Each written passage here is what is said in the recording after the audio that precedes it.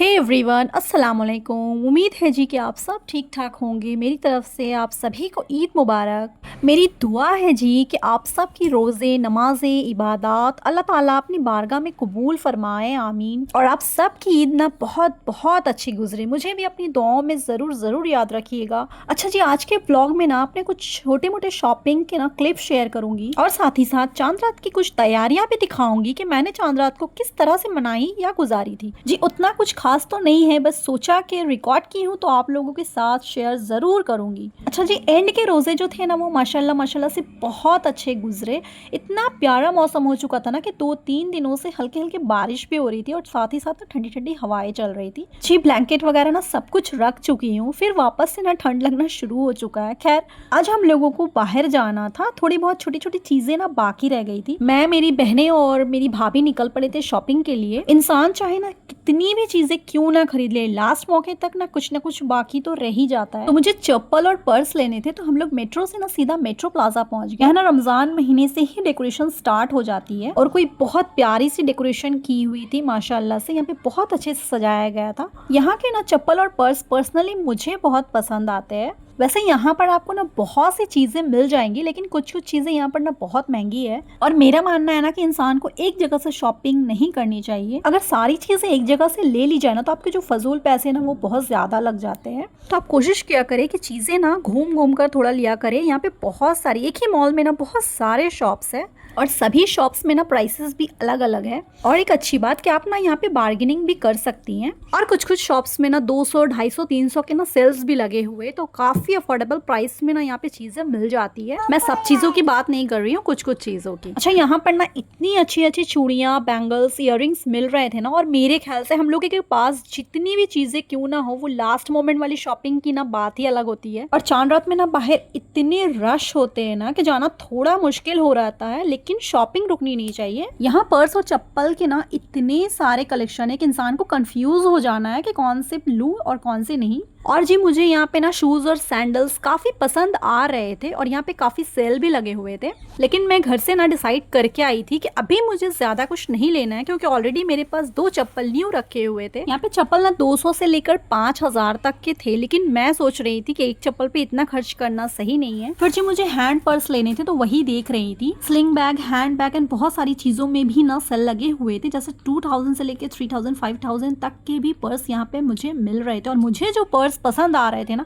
वो बहुत महंगे थे। खैर काफी देर के बाद एक पर्स मुझे पसंद आ गई थी और वो मैं आपको घर जाकर दिखाऊंगी। और इफ्तार की भी टाइम हो गई थी, तो हम लोगों ने इफ्तार अपना वहीं पे किया और सीधे घर आ गए। ये ब्राउन वाले स्लीपर मैं ली थी क्योंकि मुझे हिल्स पसंद नहीं है, और ये चप्पल ना काफी सॉफ्ट थे और मुझे पैरों में ना सॉफ्ट चप्पल ही पसंद आते हैं। और इसका एक न्यूड कलर ना वो अम्मी नानी के लिए ली थी। और जी यहाँ पर एक बैग है, वो मेरी अम्मी ली थी खुद के लिए, और मैं जो बैग ली हूँ ना वो आपको ईद के ड्रेस के साथ दिखाऊंगी। और ये वाले बैग ना मेरी भाभी ली थी।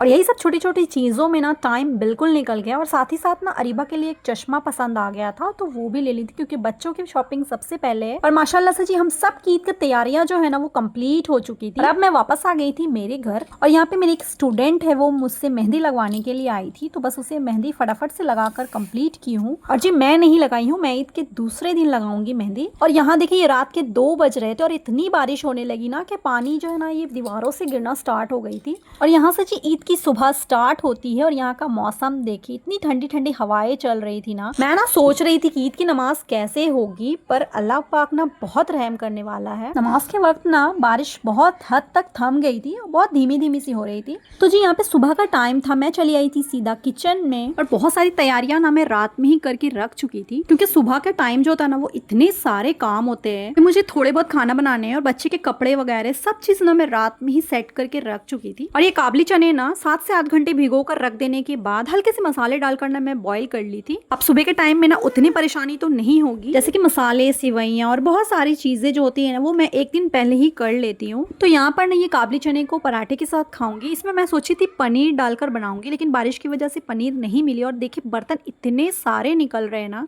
लेकिन फिर मैं वही कहूंगी कि बर्तन देखकर हम लोगों को घबरानी नहीं है। अल्लाह पाक का शुक्र अदा किया करे कि आपको इतनी नेमतें मिली है। और यहाँ पे आटे भी मैं गूंद चुकी हूँ, और यहाँ पे फ्रीज में ये गोश्त रखा हुआ था, इसको भी थोड़ी डीप फ्रॉस्ट कर लूंगी। और खाना बनाते बनाते ना मैं ये फ्रीज में मैट वगैरह भी लगा चुकी हूँ। और मैं ये कवर ना फर्स्ट टाइम मंगाई हूँ ऑनलाइन में, बहुत अच्छे लगे मुझे। और काफ़ी ना सस्ते भी थे। तो जी चने के मसाले जो है ना वो चढ़ा चुकी हूँ और साथ ही साथ ना गोश्त को भी मैं रेडी कर ले रही हूँ क्योंकि ज़्यादा टाइम नहीं है। और गोश्त ना मैं भुना रखूंगी क्योंकि पराठे के साथ ना बहुत मज़े के लगते हैं। मैं ज़्यादा कुछ चीज़ें नहीं बना रही हूँ क्योंकि नेक्स्ट डे ना मुझे अम्मी के घर जाने हैं। हर साल ना मैं ईद के दूसरे दिन अम्मी के घर जाती हूँ। तो बस जी मैं यही कोशिश करी थी कि चीज़ें ना इतनी ही बनाओ जो खा पी कर बराबर हो जाए, वेस्ट ना हो। अभी मैं गोश्त को ना थोड़ी देर ऐसी सीटी लगने के लिए छोड़ देती हूँ, तब तक मैं घर की साफ सफाइयाँ कर लूंगी। मैं रात में ना सोफे पे कवर नहीं लगाई थी क्योंकि बच्चे अक्सर यहाँ पे बैठते खेलते और वो बहुत जल्द गंदे भी कर देते हैं। मैं ना ईद से 2-3 दिन पहले ही धुलकर धोकर साफ सुथरे करके ना अच्छे से रख दी थी क्योंकि नया कवर मैं नहीं ली हूँ और मुझे अभी इसकी कोई उतनी खास जरूरत नहीं लगी थी।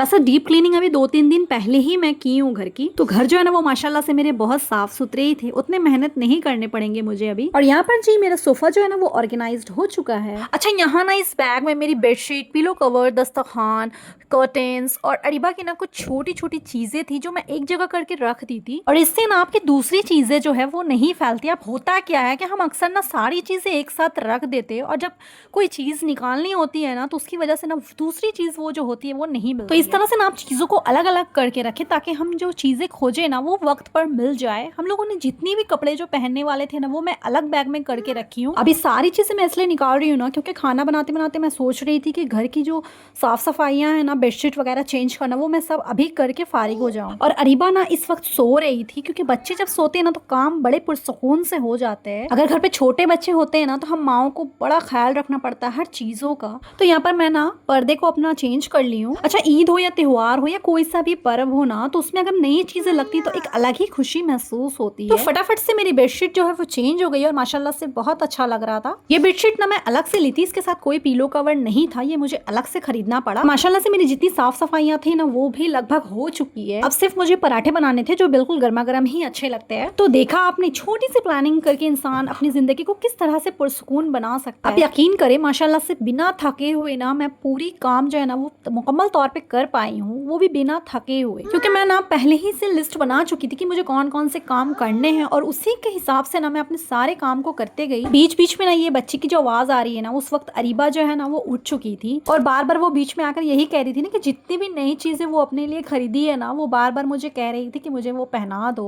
और हकीकत में बच्चे बहुत ज्यादा खुश होते हैं ईद को लेकर। एक टाइम था जब हम लोग भी छोटे होते हैं ना, इस तरह से कोई भी छोटे बच्चे होते हैं ना उसकी फीलिंग यही होती है। अच्छा ये पराठे बनाने के बाद ना मेरे सिर्फ एक ही काम बचे थे और वो घर पहुंच कर नहाना था मुझे।